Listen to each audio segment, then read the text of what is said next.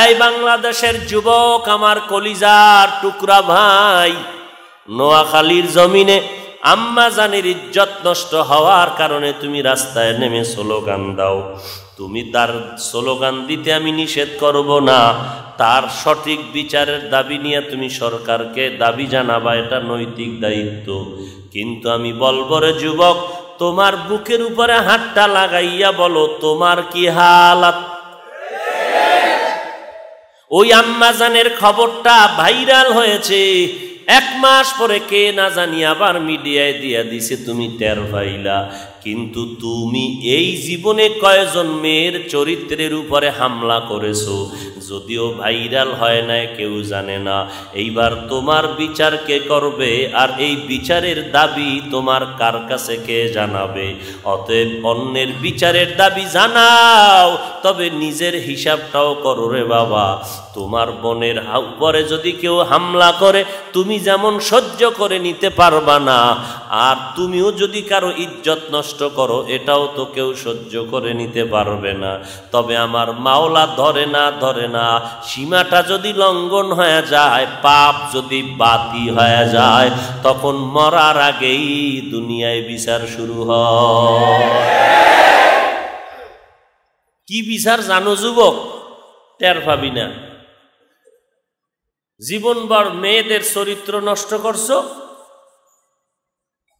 লোহা পুরিয়া চামড়ার মধ্যে লিখে রাখো, কপালে বিয়া আছে কিনা জানি না, যদি থাকে তাহলে যত মাইয়ার চরিত্র নষ্ট করছো সব মিলাইয়া যা হবে নষ্ট, এরকম এক নষ্ট মাইয়া তোর বউ হইয়া ঘরে আইয়া মরণ পর্যন্ত তোর দফা ঠান্ডা করবে।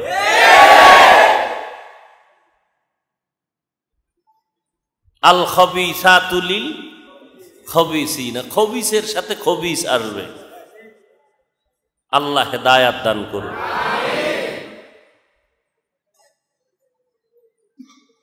তাহলে আল্লাহর সাথে মুহাব্বতের মূল সূত্র নামাজ। আর এই নামাজ যার ঠিক, তার সব ঠিক, তার লেনদেন ঠিক, আমল ঠিক, আখলাক ঠিক, তার ব্যবসা ঠিক, তার চলাফেরা ঠিক, তার খানাদানা ঠিক। নামাজে ভেজাল, সব ভেজাল।